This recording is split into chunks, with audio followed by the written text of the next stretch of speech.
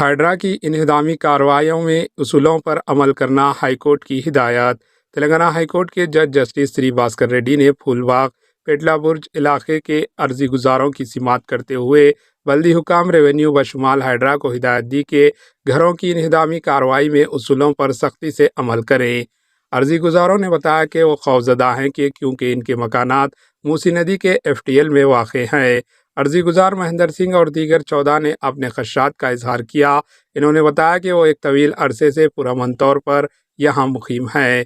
عرضی گزاروں کے وکیل نے بتایا کہ اس وقت کی حکومت نے ہنومان مندر اور دیگر کے لیے عرضی تحفے میں دی تھی۔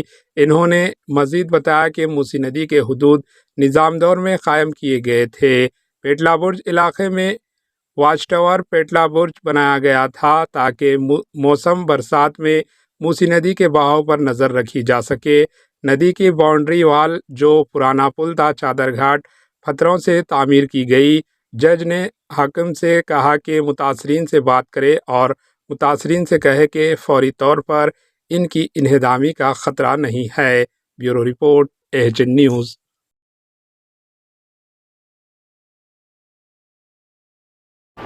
AHN نیوز کو لائک کریں، شیئر کریں اور سبسکرائب کرنا نہ بھولیں۔